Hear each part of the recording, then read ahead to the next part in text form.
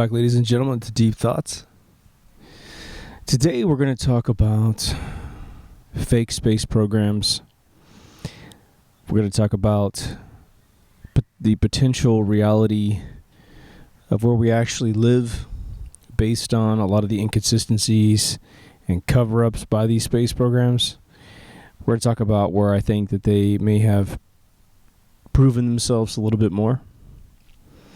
This is going to be a weird episode for some people. For others, it's going to be it's about time episode. So again, if you're in this sort of video, we have to do an initiation to make sure everyone is on board with what I'm about to say. Some of you will have gone way further than I have, so it'll just be me approaching folks that haven't heard this in as much detail. We're pretty sure that NASA and JPL, Jet Propulsion Laboratories, are two companies and two organizations that have rarely done anything that they've said they've done in the history books. But because it's backed up by bookstores and it's backed up by websites, and because people find it very patriotic, and because people self-identify with the accomplishments of others, they tend to hang on to the beliefs and the stories that should be told around a campfire really late at night, and everyone goes to bed knowing it was a complete bunch of bullshit. We have a new player in the game, which is SpaceX. SpaceX is partially founded by Elon Musk, who founded Tesla Motors. And they are now faking things online left and right. All of their landings have never been done in the public eye. They got to the point where they started landing in the ocean because they definitely couldn't have anyone see it. I have friends of mine who are in special effects who look at the footage and go, my God, that's that piece of software, that's that piece of software. Look at the compositing problems. And I got other people in special effects that pump this stuff out the door because intellectually they're very shallow. They do not read. They have no science backgrounds, but they're in special effects and they're doing things that look technical. They create a little box, a little widget that fits inside of a film, and they're very brilliant at that design capability, but they simply do not have an academic prowess. And so they try to fake it online. They put counterfeit evidence that they're smart in their Facebook feeds, in their Twitter, or whatever. But you get them alone in a conversation at a party, and the only thing they've got is sort of the low-hanging fruit you graduate grade school with. Now, at one point, you have to ask the question, does it matter? Does it matter that all these space organizations are faking everything? Well, if you think about your tax dollars being taken away from you and used for these programs, I think the answer is unequivocally absolutely. Because we're living in a country that can't feed its people. We're living in a country that has horrible education. We have healthcare that's absolutely out of control, this draconian existence tax. If we were to take the billions and billions of dollars that are being thrown away into these space organizations and being laundered to other projects, we could fix a lot of stuff. Now, obviously, if we were to stop warring in 8 theaters with the president that's been given the Nobel Peace Prize, we could obviously buy everyone a house as well. But anything that's covert, anything that is stealing money and hiding its intent could really potentially go anywhere, right? We tend to not think evil thoughts, and so we don't think that money could be going to something horrendous. But the people that would nonchalantly launder money, that's their foundational thought process. Of course we're going to steal your money. And then where we take it is, well, you just have to wonder, don't you? Now, for those of you who are reeling, and boy, you're just already got that comment field half filled up, right? Because how dare anyone threaten your self-identity? Let's go through some basic low-hanging fruit as to how we know that these organizations are lying to us. We can't get a picture of Earth from space that's consistent with any other Earth picture from space, not from all the pictures taken with a single organization like NASA, and not with the Japanese space program, the Russian space program. Every single photograph that has ever been brought back claiming to be a picture of Earth has been proven to be a complete hoax. A composite of probably high-altitude planes. There's only been a couple that have remotely looked acceptable. NASA really only claims to have two. From 1972, Apollo 17 mission, to the 2009 satellite of some name. They definitely got better in 40 years. But the Japanese Space Organization comes up with horrible ones. Everyone else and us and private institutions have come up with the most ridiculous shots ever of the planet Earth. And what's interesting is they don't tell on each other.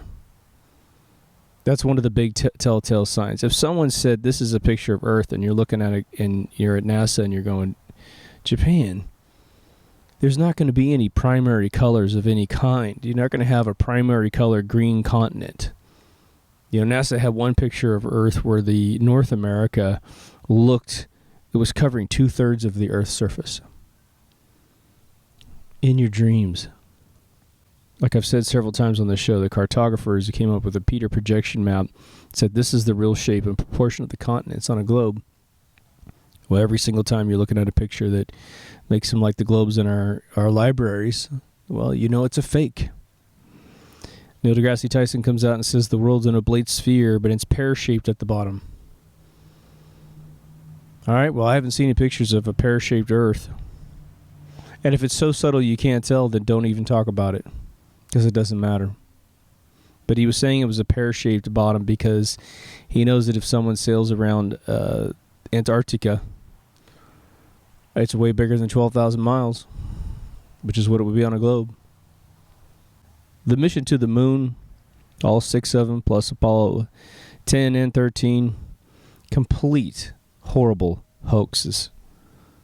Unbelievably evident. If you're still hanging on to the moon mission, you are a mothball of yesteryear.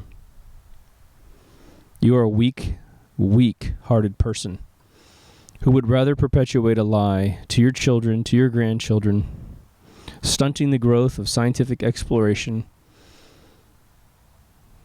than to just grow the fuck up and admit what is perfectly obvious to most of us. There's nothing worse than an old fart condescending to children. When the old fart stopped reading about science, probably in high school, he's 60, 70 years old, but knows absolutely everything because his ego can't handle not knowing something. Let's take one of these cowards. One of these baby boomer cowards that hang on to the moon mission. And there's plenty of Gen Xers who hang on to it too, but it's usually because they're nostalgic baby boomers. I met my neighbor's cousin who, again, she had a father that supposedly participated in the Gemini missions and the Apollo missions, and so for her it was an accolade from her father's era, so she hung on to it. Didn't want to hear any evidence of anything, right? And I don't care about whether anyone believes actually. But now think about it. We believe that space is a infinitely vast area with stars, with galaxies in countless numbers, that we're on a heliocentric ball floating in space with a sun 93 million miles away, a moon 236,000 miles away, miraculously the same size in the sky when they eclipse each other. But all of that comfort has been given to you by really one head of state, and that's NASA. That was a National Aeronautics Space Association, right? Something like that. With their little sidekick, JPL. You know, JPL is pretty much your Caltech, Los Alamos Labs implementation wing of the space program. Now, some people argue that space doesn't exist. All right. I mean, it's there. We see it at night. There's a Milky Way and it's dark. But what we've been told it is if these space organizations have anything to do with that truth, then you really need to take the, Aesop fable of a boy who called wolf and throw it out the window. You can't have an organization that lies to you, more often than not, carry any piece of truth to you. It would be best if you found a different way to get that truth. But the world is corrupt, right? The world is corrupt from the top of the pyramid down. The bottom of the pyramid is so absolutely terrified that they cling to solutions when they really don't have to. It's amazing how, we are raised to believe that, a big, tall, strong person is a courageous person. I mean, a person that could kick your ass and really own the situation, right? David and Goliath. Goliath is always pitched to us as the one that can be a bully and get anything done. In my experience, David is way more consistent in leading his people and defending justice and being able to process tough information. And Goliath is nothing but a gigantic pussy. Because Goliath really hasn't had to go through a lot of problems because he was so big. He was so big that people just got out of his way, and so he wasn't challenged very much. I don't mean this literally, but I mean this metaphorically for society. But you'll get one of these guys who has been feared merely because of his stature or status. And you come up to them and there needs to be some decisions made about reality. And so you're involved and it has to happen.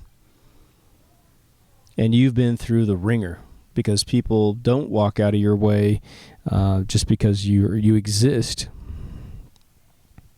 You've had to engage. You've had to negotiate, come up with diplomatic solutions, and sometimes you had to physically engage and move people out of your way and get tough.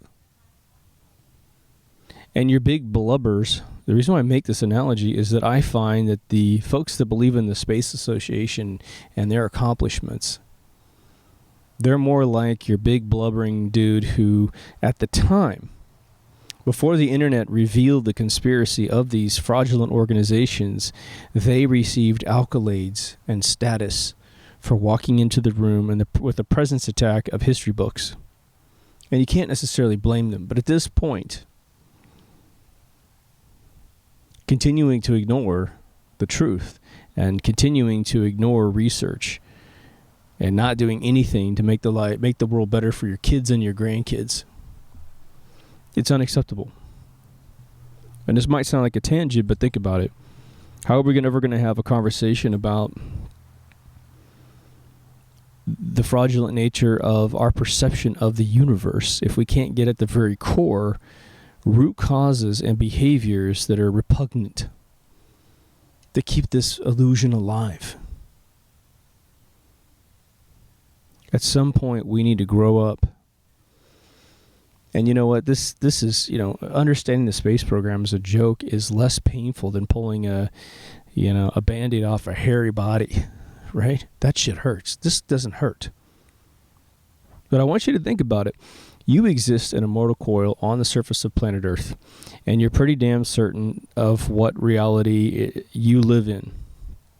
Now, for those of you who are getting into extended reality and you're starting to realize that, when patterns start to repeat themselves in your lives, it's a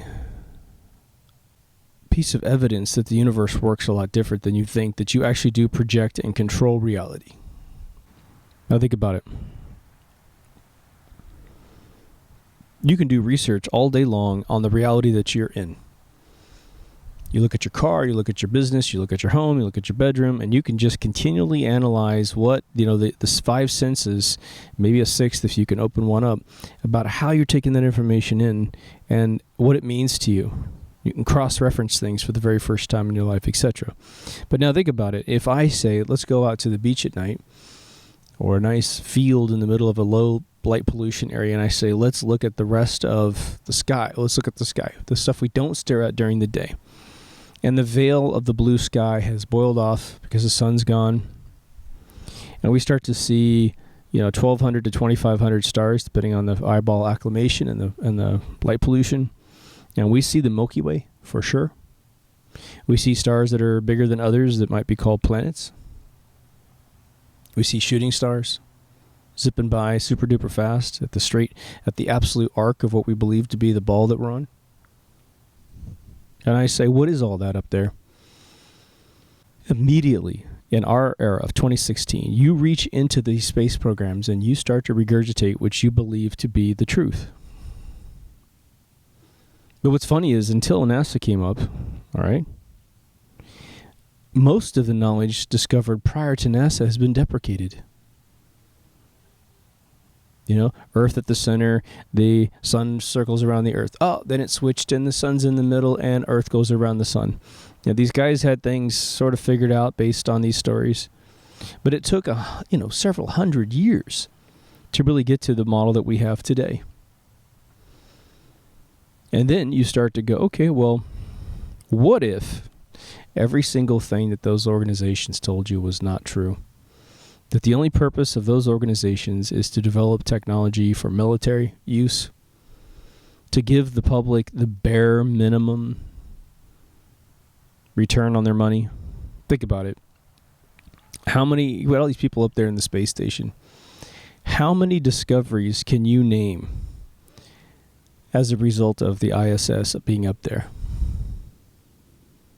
You don't even hear about it anymore. When I was a little kid and they were launching the space shuttle, it was all about the experiments. There was a level of accountability, and then NASA found out no one gives a shit. And they said, well, fuck all this weird hoaxy stuff. Just have them deploy the military satellite. Have them do whatever they need to do.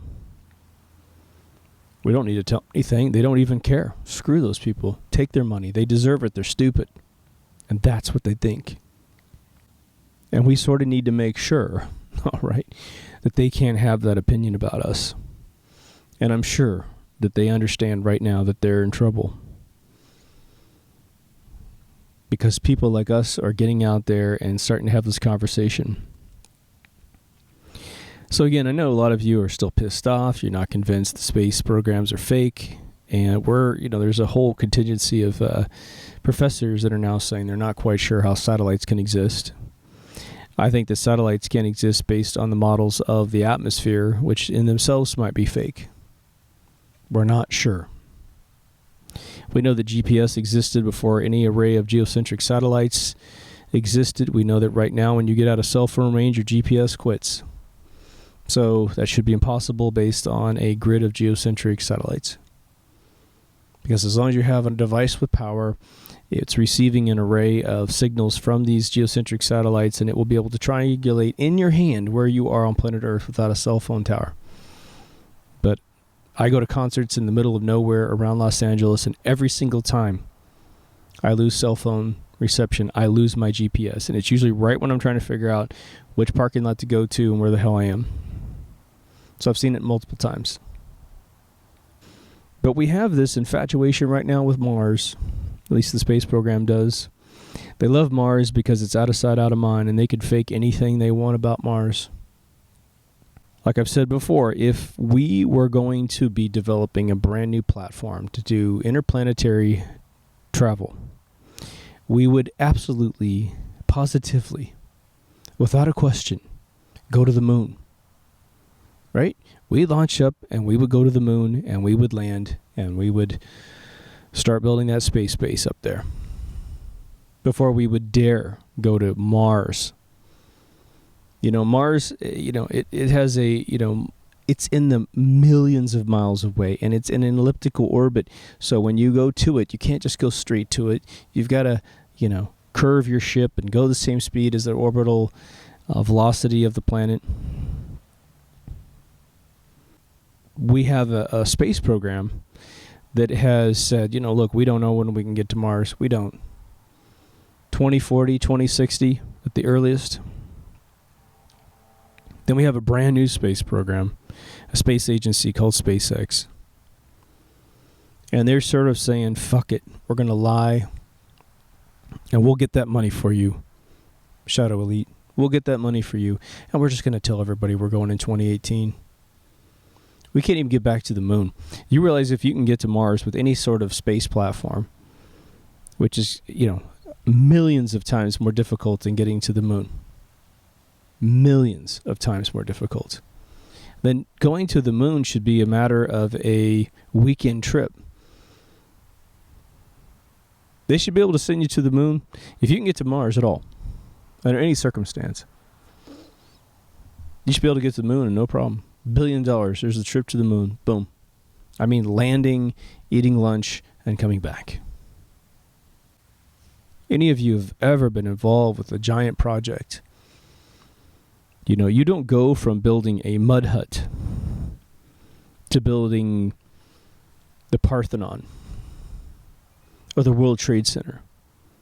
No architect on planet Earth would ever say that you could go from mud hut to a giant 110-story reinforced building, steel reinforced building. You can't do it.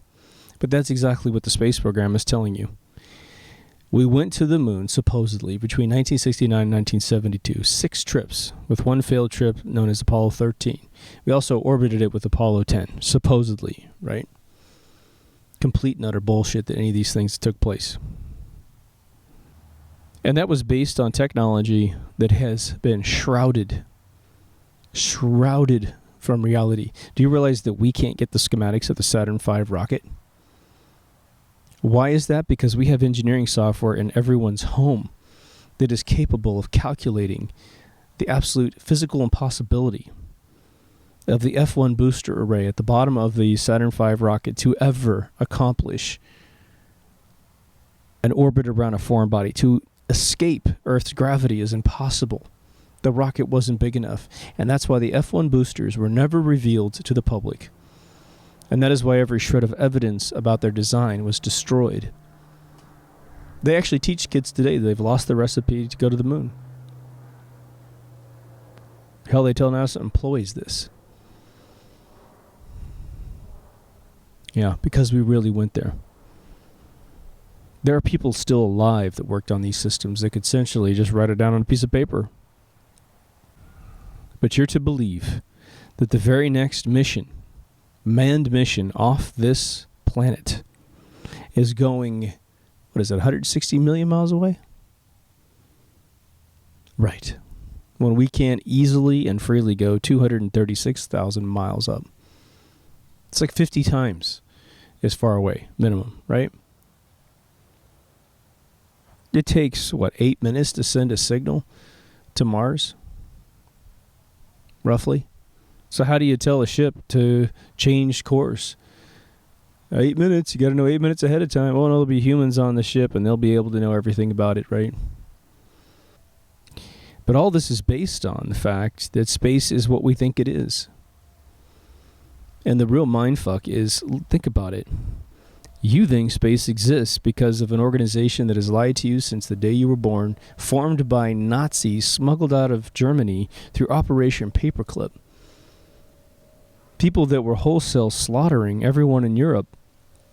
Werner von Braun. I mention them all the time, and I mention the V1 and V2 rockets. Do you realize that the V1 and V2 rockets didn't have any friend or foe indicators? What they did was they wired gyroscopes inside this thing and a propellant that said essentially you can go X number of miles and you can drop into the suburban areas of England, the southern part of England, and just arbitrarily bomb neighborhoods. So completely innocent families had their homes blown to shit by these things. I have a very good friend of mine who lives over there, and he said, there are still neighborhoods in southern England that didn't ever rebuild the homes, sort of just as a homage and a tribute to them, the people that died in the middle of the night. I mean, how terrifying would it be to have, you're already living with no power because you're in World War II, and then the sirens go on because the bombers are coming, and you hear a bomb coming in. It's so big that your neighbor's house utterly blows to shit, and their children are dead, and their mothers and fathers are dead. And that's the person, that's the group of people that you trust with the formation of NASA. There's a reason why they don't teach you that he was a Nazi. There's a reason why they don't teach you about Operation Paperclip or the Dulles brothers facilitating the smuggling. There's a reason why they don't teach you that all the top Nazis, including Adolf Hitler himself, died in Argentina at really old ages. These guys did not die in the war. But these are the individuals that have given you dimension to space. They're the ones that told you they're stars. They're the one that told you that that ribbon in space is supposedly the edge of our galaxy. And I want you to think about this for a split second. Let's take the galaxy model for one moment. When they show you pictures of galaxies that are supposedly, retrieved from the Hubble telescope, which we're going to get into, there's an extremely bright center area of this spiral structure in space. I mean, it's blinding from where we are looking at any other galaxy in the universe, right? All these pictures in Scientific America. All right. Well, then if we're that close to the center of our galaxy, if we can even remotely see the center of our galaxy, which we could if we were in it,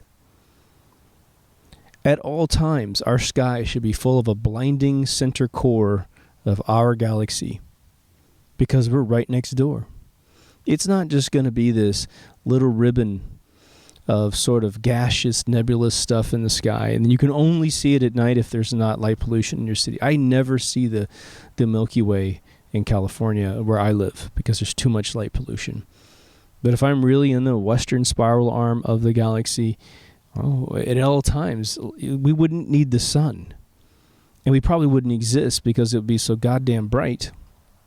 We might get fried, who knows? But we would definitely see it in the sky. It would probably create day, whatever side of the Earth it's pointed towards the center of the galaxy. Now, the Hubble telescope's interesting because that's where a lot of people get off saying, you're a dipshit, we got the Hubble telescope, we have all these pictures of deep space. And I was told when I was a kid by a person that was, very deep in the government and was a satellite programmer for Star Wars, that the Hubble telescope was nothing more than a spy satellite turned into an observatory for NASA. Now, the Hubble telescope launches in 1990, supposedly, but there's an international database that tracks all launches around the world, and the Hubble telescope is not in the database. Most of the maintenance missions that supposedly went up and fixed it are not in this database. I mean, it's basically like it never happened. There's also a jumbo jet telescope called SOFIA. And SOFIA has been able to take the exact photographs that the Hubble telescope takes at about 45,000 feet up. And what SOFIA is a 747 with supposedly a mirror that's exactly the same size as Hubble. Now, Hubble's like 60 feet long, folks. It's a massive thing. And it's got a gigantic reflector telescope in it, right? And so you would need that. They made it that deep because that's the way the light travels to hit the mirror and bounce back, right, into a receiver. So you cannot take that and put it sideways in the fuselage of a plane unless the plane is 60 feet wide or at least 30 feet wide. So it makes absolutely no sense. But the way they say it works is that they fly this jet at 45,000 feet and they tip it left or right, and whatever side the mirror's on, it actually opens up and takes a picture of deep space. And I'm sure they fly it at night on whatever side of the world they have. But they've actually cornered NASA officials because they slipped up. They published a picture, I believe it was in 2014, of a particular nebula at a particular time of day, and they said they took it with Hubble, they took it with SOFIA, and they took it with this ground-based station in Germany. Well, the photograph that was submitted by all three organizations was the exact same photograph, pixel-perfect photograph. This graduate student at Stanford who's studying artificial intelligence calls up NASA, calls up a guy, records the whole conversation, and the guy ends up confirming everything he suspected with it because he didn't know what he was being asked. They since no longer take his call, right? They no longer talk about the subject matter because it completely and utterly exposed the hoax that is the Hubble telescope. Now think about it. You subtract everything that kids know about space that was submitted to you by the Hubble telescope, and man, did you just erase a ton of shit. But I know what some of you older folks are thinking. You're thinking, well, come on, man, we got the Voyager satellites. There's 2 of them. Yeah. Let's rewind a little bit on that. What did you actually see? You saw a rocket launch off of the surface of Earth. It goes in an arc out of your view, and you think it went into orbit. That's your first gullible moment right there. Then you're told that years go by and these things start going by planets. And it's it's Age of Aquarius launch, and that all the planets are going to be lined up perfectly. Between the 2 of them, we're going to get all pictures of all 9 planets, right? Obviously, we should have a picture of our own. I don't think Mercury and Venus were a part of that, but so it's deep space travel. We start seeing pictures, and they're shitty pictures. They really are. It's something that you could do with an airbrush in a lot of time. It's something you could do with software that they used in 2001: A Space Odyssey, or 2010: A Space Odyssey, which was released in 1984. The making of that movie shows you an interview at Jet Propulsion Laboratories with 2 guys sitting in front of a 30-inch CRT monitor, with the simulation of Jupiter behind them on the monitor, and them being interviewed about how brilliant they were to have created a liquid dynamic surface on a sphere in 3D. It's 2 years after Tron. It's the same year that The Last Starfighter was done, and they're creating photoreal planet surfaces behind you. If you've ever seen 2010 Space Odyssey, Jupiter is completely convincing. 30 years later, it's still convincing. This is 32 by now, right? They sold you pictures. They launched a rocket out of sight, and they sold you pictures. And you cannot verify that they are real, so you believed it. But what did they do that before? Oh, right, the moon missions. The moon missions. So you have 2 different groups of people that view the moon and look at all of its evidence, right? You have people in the Midwest where I live who have normal jobs and live normal lives. They never touch Hollywood. They never touch special effects software. We don't have any people they could talk to cross-reference what they think might or may not be true. And then you have Los Angeles, a place with the top talent in the world. We have Caltech and Pasadena.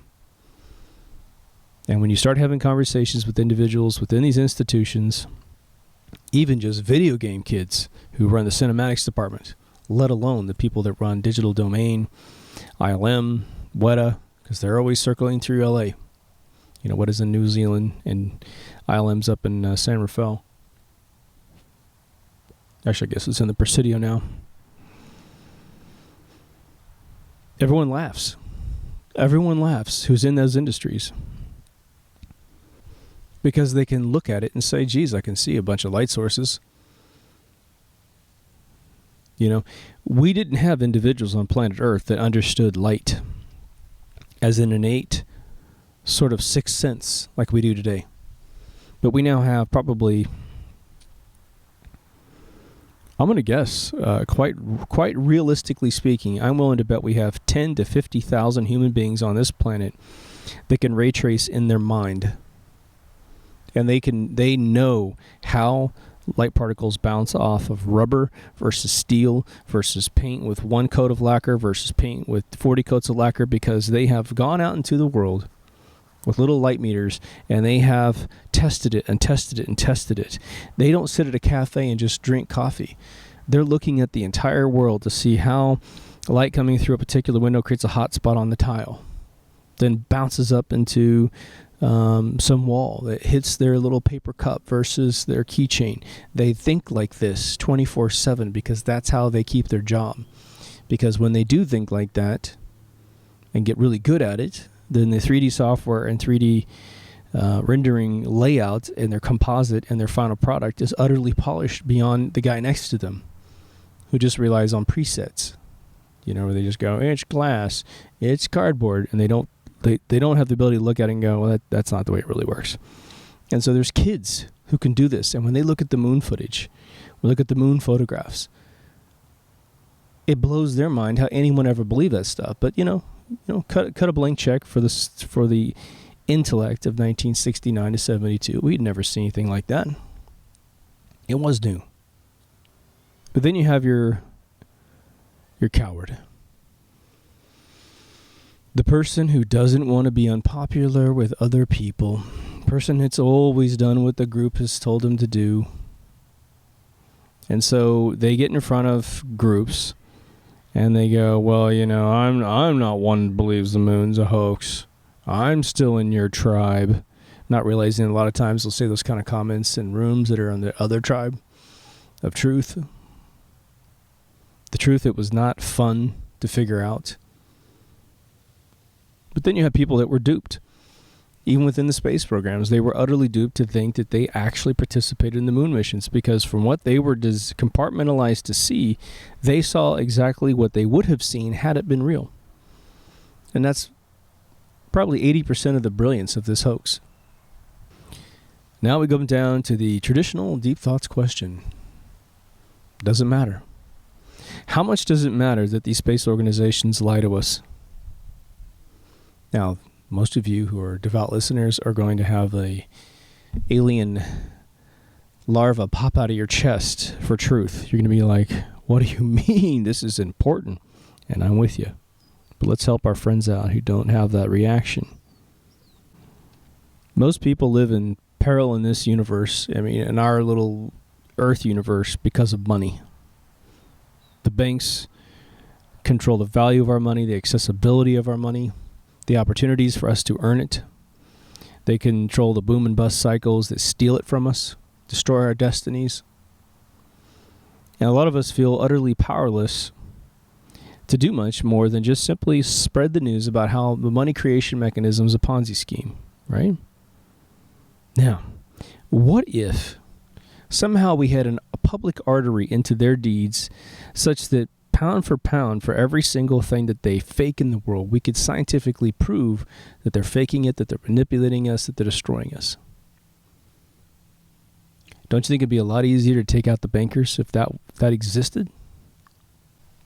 Well, in the space program, we have that amazing opportunity. You know, there's the old analogy of the thread pulling out of the sweater, which just very simply means you take it, you pull it, and the whole sweater will unravel slowly. It will cease to exist as it has been perceived and created. NASA, JPL, and SpaceX, along with the Russian space program, the Chinese space program, and the Japanese space program, are essentially little threads coming out of the sweater. Like SpaceX has its own thread. Their fake fucking landings are unbelievable. People have taken every single frame of their onboard cameras and analyzed them and figured out the compositing issues, the altitude problems, the millions of missing frames that would be present, the physical anomalies and impossibilities that cannot occur. They're rushing this stuff out so fast that no one's thinking this stuff through. And because the people that are approving this footage have no knowledge of where Hollywood is, they don't have a discerning eye. They're relying on people that also don't have a complete view of things. And so when it hits the internet as truth, all the experts show up. All of the experts in these respective sciences show up and go, this is impossible. This is total bullshit. So I want to encourage those of you who are trying to pull on those strings out of the sweater, keep pulling and pull hard. And there's all kinds of strings, right? Like I mentioned earlier in the episode, there's a professor whose name escapes me at the moment, but he's done sort of a stand-up analysis of the temperatures in space as dictated to us by NASA in terms of the various spheres of heat.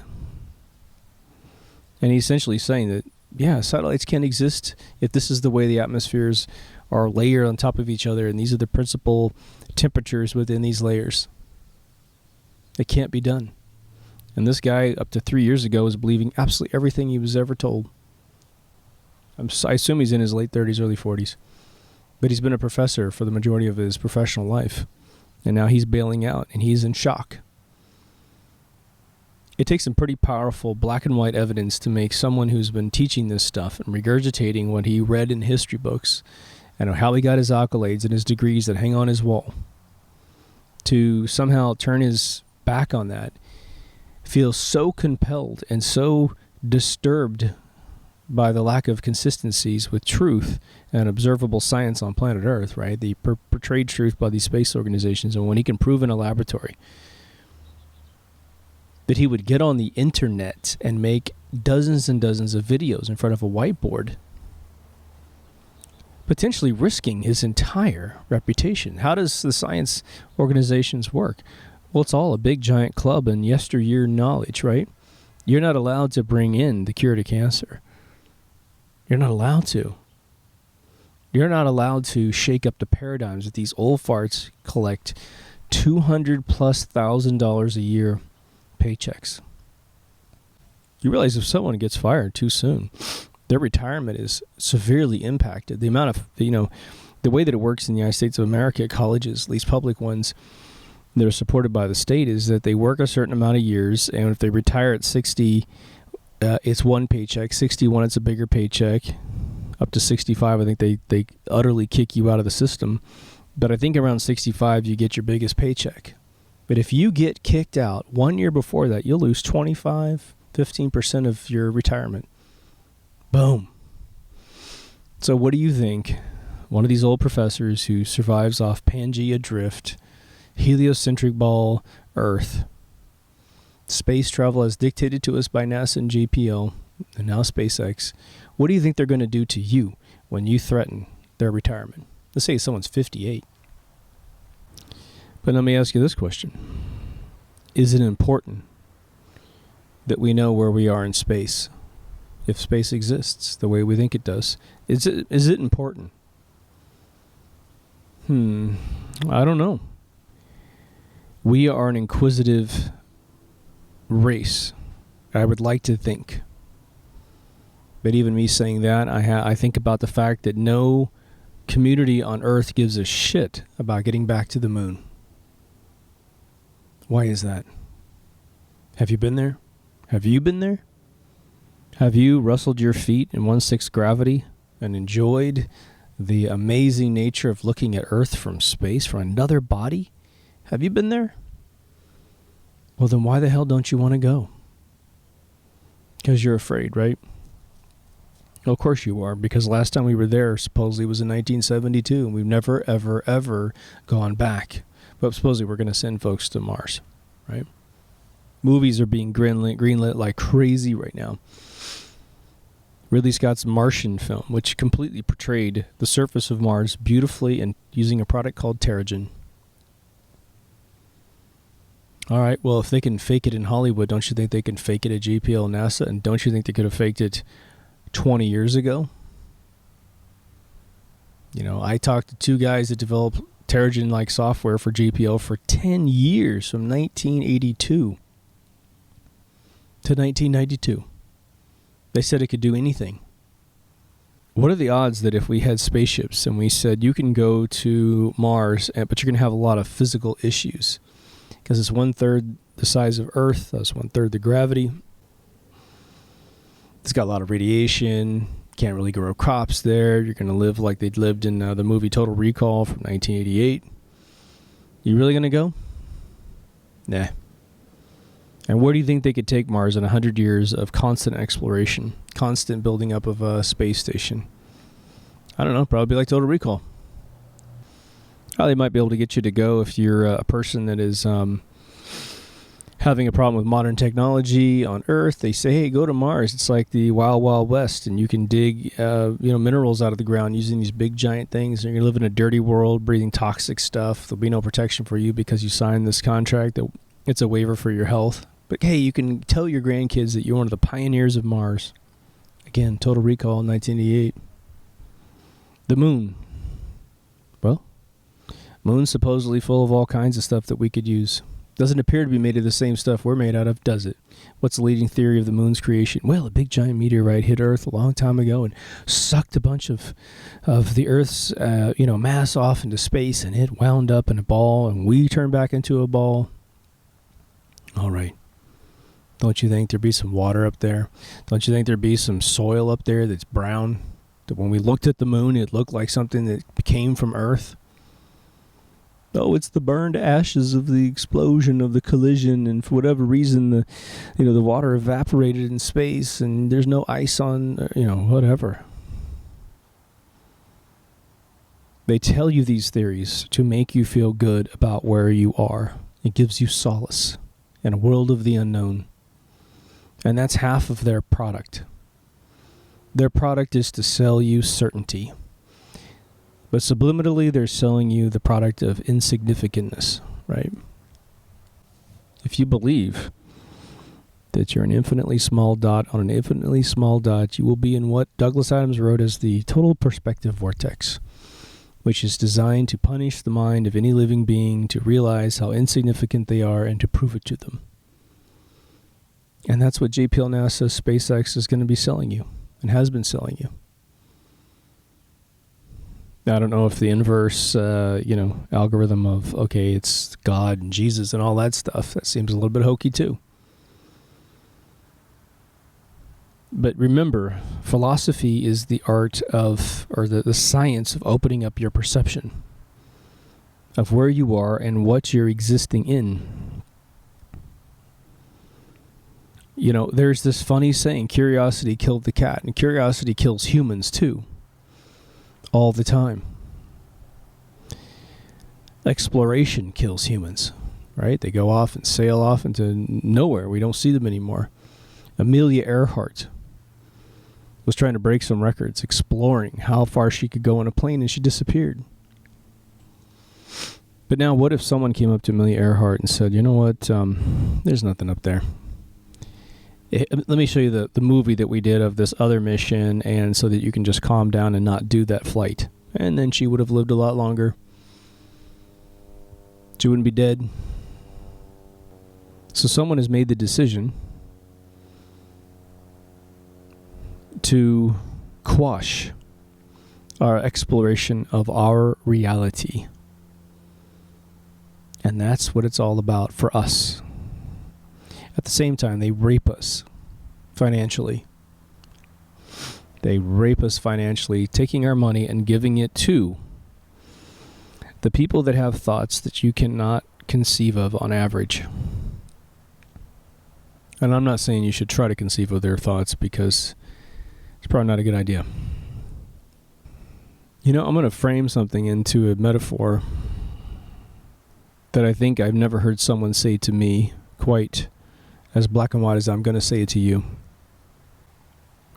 Alex Jones has a byline for his InfoWars. He goes, there's a war on for your mind. And that's a pretty good lead-in concept. But let me take a little bit further here. What Alex tries to do is really keep your mind aware of the black and white truths of the political realities and military realities and policy realities to the universe. And we need that too. Extremely important. But let's start thinking about this at deep thoughts. Let's start saying that there's a war on for our perception of reality. And let's remind ourselves that we are equal to every other living being on this planet. And I don't mean that you can do something that someone else does. What I mean to say is that your rights as a human being, as a consciousness stuck way back in this head here, that what doesn't get affected by the... it doesn't suffer any slings and arrows of our energy-based world, right? It survives any mortal death, right? But if space isn't if we basically subtract all of our knowledge of space as given to us by these space organizations, which have been caught with their pants down countless times, right? Remember, no realistic picture of planet Earth. We have pictures of the ISS space station in space with no satellite claiming to have taken the photograph. Yeah, pictures of the Hubble telescope look like full-blown CG. Some of them look like models Most of the pictures of satellites are all just 3D rendered pictures that NASA sells to you. And most of us look at it and go, okay, yeah, of course, you can't take a photograph of the satellite, so they just rendered this in a computer, and there's the fake picture. But then you ask your grandmother, your uncle, your father, your mother, and like, well, there's the picture right there. It's proof, man. But what can we hope to accomplish by increasing our perception of reality? I'm a big believer in, and even though I'm not capable of fully describing it, I think that the true force of our existence is love. And I don't even mean that as a hippie statement. I mean it as you might believe, energy conversion models of the universe of E equals mc squared, that, stationary matter is considered mass and fast matter is called energy. I think that that's just a utility for us to communicate in this particular body, in this particular form. Me speaking into a microphone goes to get saved in a file. It gets regurgitated through an apparatus called the internet, which you play into your ears via your car or your home computer or your phone. But the driving force behind every single thing that we do in the universe is love. Whether you love to hurt people or help people, whether you love to be an introvert isolationist, or you love to be an overt crowd pleaser, an entertainer. Whether you like to explore, whether you like to stay stationary and look at the same pattern of your living room your whole life, it doesn't matter. It's all based on love. But science is your nemesis, right? Science is trying to not necessarily engage love, but it absolutely does not acknowledge love. This invisible force that we all feel. We have a lot of different words for love. We have like, which is a little bit of love, No one can define love. You love certain things a hell of a lot more than you love other things. But if I start to cloud your perception machine with a bunch of scientific, quote-unquote, facts given to you by organizations that have lied to you tooth and nail, right? You go down to the bookstore and you find all these books, all these publishing companies that have published books about the moon, regurgitating fake photographs that were razor blade together by these CIA guys. Brilliantly done, but they couldn't control light because they were using in-camera lights and not 3D rendering software. But they're the individuals. They created the hoax. The publishing company then publishes the book. Now, what you want to do is write down the publishing company and say, okay, this publishing company is into the scam. They're trying to make money and profit off of a hoax. They obviously either know it's a hoax and they're publishing the book to help propagate the fake history, or they're so uninformed that they shouldn't be publishing any scientific books at all because they do not vet the information for its authentic nature, right? That's a big problem.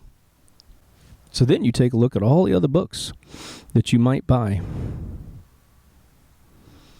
And you make sure you look at your table of publishers that have been involved with creating these left-right paradigm political books, fake history books about our great leaders. This whole takedown of Abraham Lincoln over the last half decade, making, he was a werewolf at one point, something like that, right? I think it was a pretty good movie, too. It was pretty funny. But the fact that they want you to focus on the fact that his wife was crazy. Now, I just read some articles that he had a homosexual partner. Who knows? Who cares?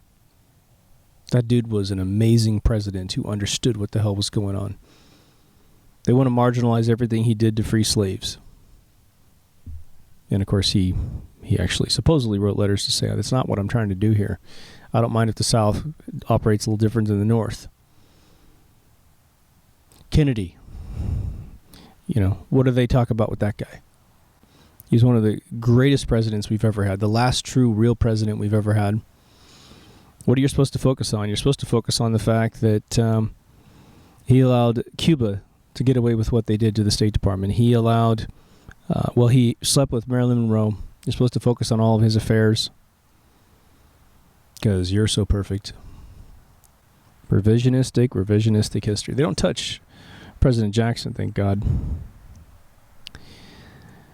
So where do you get your information? And more importantly than that, Do you have the courage to sit in a room and subtract the information that you were given from these sources to simply say, well, these organizations have proved to be corrupt. Maybe they got duped in 69 to 72 to 1980. A lot of people, including myself, completely believe we went to the moon. I believed probably up to about 2000, 2, 4. But I was debriefed in 91 by 2 NASA employees from the Mars mission, flat out telling me we didn't go, but I couldn't process the information. But I heard them. And I can tell friends of mine this, right? The neighbor I met that has a father involved. I've got another guy who ran a drama department in a town next door here. His father supposedly created bolts and things that helped the Apollo mission do all of its things. And that's his accolade. In fact, he's independently wealthy because his father made so much money at NASA doing this bolt service. I guess he formed a company and they machined these things. He's never going to have to work in his entire lifetime. And I'm not here to piss on his father's parade. His father did make the bolts. They did use them. It did happen. Whether or not they ever went to the moon, well, a lot of us think that never happened. Good for him for making money out of it and taking care of his family. He didn't know it was a hoax, this guy. He didn't take American money or world money and launder it into his own savings account. It just happened to be a hoax. My hope right now is that NASA and JPL go down like a bag of hammers, man, in the ocean. That they go down and that the people keep the pressure on.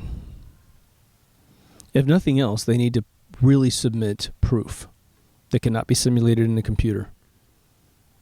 This little ancillary group called SpaceX, well, they're taking a tremendous amount of money from Americans through government contracts to create all this stuff. And they're taking private funds, supposedly, right? But it's all to create another illusion. The amount of people that care that a rocket supposedly goes up in the air and comes back down on a tripod. Okay. What use of that is to anybody? We're talking about going to Mars. What, are you going to go to Mars and then come back and land on a tripod? Is that really that important? You can't use a parachute in water just like they did with the moon missions if those were real? It's useless technology. It doesn't advance mankind any further. But these organizations need to be nipped in the bud right away. Now, before I close up, I wanted to mention very briefly some of the folks on the internet that create videos that take these guys down, supposedly. And most of them are pretty darn good. Most of them, and I mean 95% of them are pretty good. But you do have a couple folks that have hundreds of thousands of subscribers, or at least almost 100,000 in some cases. And all they do is they play footage and they laugh and they scoff, but they don't really apply science to anything that they're seeing. They take every single visual anomaly that they can't explain and they immediately just throw it into a conspiracy without any backing. Be careful with those folks. Be careful with those folks. There's one guy out there that tried to he's done a lot of fairly interesting videos that you like, and then all of a sudden he tries to say that Jimmy Carter and JFK are the same person. Seriously. Suggesting that the world between 1963 and, say, 75 or 74, right, had plastic surgery down so tight that they could modify JFK to look like Jimmy Carter. I mean, seriously. Don't you think that 40 years later, Michael Jackson could have maintained what he looked like, wouldn't lose his nose completely to plastic surgery? All these horrible plastic surgeons out there destroying these celebrities' faces because they have all these psychoses installed on them by popular magazines that tell people that they're ugly. So be careful of what either might be a shill or people that just have a lot of time on their hands that are misguided. Try to be careful. I was talking to one of our listeners the other day, and I really came across I suggested the episode about shills because we had a listener that had the courage to take this. Well, it was actually our other show, and he said, I think I smell shills, because whatever we were saying was not grooving with what he was, trying to study himself. And I honestly cannot thank that person enough for throwing that in our face. And he even made videos online calling us out by name, warning people about us. It was me and my other partner for the other show. But it really made me take a deep dive into what I think a show would be. And, just for those of you who haven't seen the episode, I think it's somewhere in the 40s of the first season. I just basically said, I think that what I see in shills unanimously is they have money coming in from somewhere. Like they're given checks, and it's like, don't go to work, you don't have any job, and we're going to probably give you some people to help you generate these videos, because some of these videos are unbelievable. The amount of editing and graphics and layout. I know some people are that damn good. There's a great series on YouTube made by the guy calls himself Black Penguin, and his analysis of things is unbelievable. But it's so unbelievably good that I have to say I question how someone could be so amazing online. I don't know. The guy seems legit in his analysis, and he's got some balls, let me tell you. Our show is completely organic. There was a big story that went around about 3 months ago about people buying subscriptions and buying likes and all this other kind of stuff. And if any of you pay attention to our sub count, it's really slow. I might gain maybe 10 new subscribers a month, right? And I like it that way. Because I feel like anyone who hangs on for a really long time, they're for real. They're legit. And, I don't think any of you, and you shouldn't, think that, I'm completely informed about anything. I am just observing things and trying to push together logic. I watch a tremendous amount of content online. I also watch it with friends who come from all different walks of life. I might be in a room with two people that absolutely believe that Jesus existed and that he is their savior. And I try to take nothing away from them because they're really, really good people. And that story, whether it be true or false, made them a better person. So there's some truth to it, But we're all trying to work together, right? We're just trying to hive mind things. We're trying to shake things down. We're trying to analyze things from every conceivable angle. And, the interesting thing about that is that I always talk about the infinite number set that hurts the mind, right? You can think about numbers they go on forever in both polarities, and they go in divisionally, they go forever, and positive and negative, they go forever. And so if you were to take that reality and turn it into angles of analyzing information, then we almost like these SETI programs that we all can put our computers together and study supposedly static from space and find alien evidence, yada yada. We are our own supercomputer of consciousness. I think there's like 710 subscribers to this channel right now. We are now up to 800 and just shy of 850 days of viewership on this channel. And, that's nearly, 2.5 to almost 3 years of solid content viewing, right? A little over 2 years, I guess. And I'm just one channel. I'm a teeny tiny channel. You got guys out there with hundreds of thousands of subscribers. Let's hive mind this. Let's hive mind back into existence. Our perception of reality. Let's take control over it again and stop giving it away to institutions that lie to us. It might be better that you don't start from trying to dismantle JPL and NASA and SpaceX and any other space program in the world and trying to get back to reality. Maybe we just say, all we're trying to do with discussions like this video is just to certify that we don't take in any of their information, that we go into the pantry of all of our beliefs, right? You got a shelf on the right, shelf on the left, and a pile in the middle. It's everything true on the right, everything false on the left, and the big pile in the middle that's a big giant maybe. Maybe what we do is we take every single thing from these organizations that we no longer believe in and we just throw it out the door. It's just like the girlfriend who found her boyfriend cheating, and she throws all of his possessions out the window, and he can come pick that shit up himself.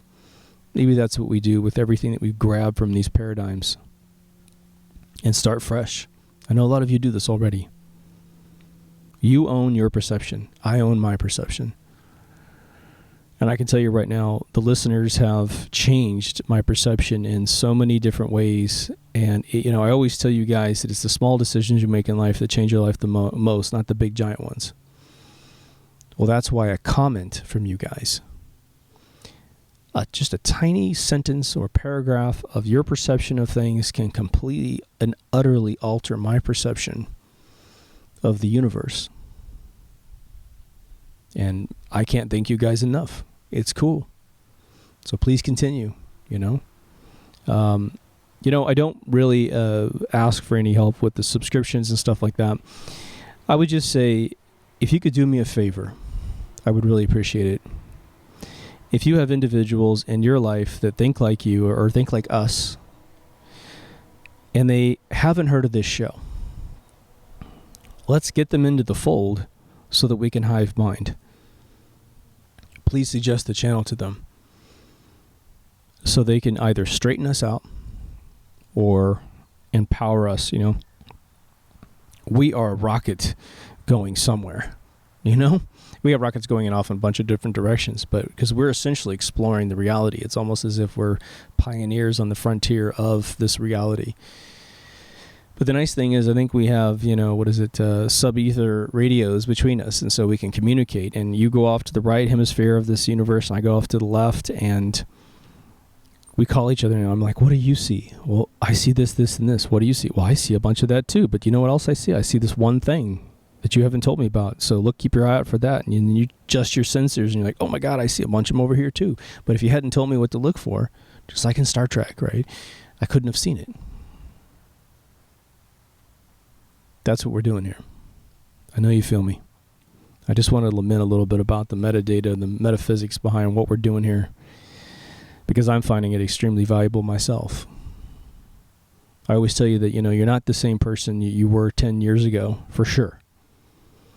I can tell you from last summer, which I guess was a little over a year ago when I started this show accidentally due to Jared and Lance, two guys that were really heavy on the show.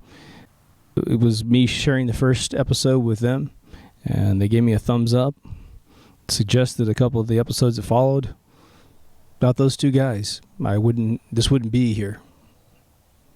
And now I'm a completely different person. So big shout out to those two guys.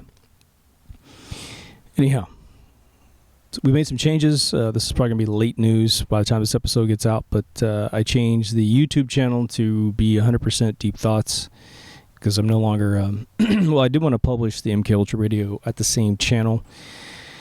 What we're probably going to do is create, hopefully by the time you see this, a separate YouTube channel that's us, because there were some reviews about the other show on top of this show, because it's sort of like a channel, and I want to break them apart so that we have our own reviews that are based on what we're talking about here, right? So that's sort of some of the organizational things I'm working on. If you haven't already, please go to mkultraradio.com. From there, all the feeds are there. Video if you're on audio if you're on video. That's all you need to know.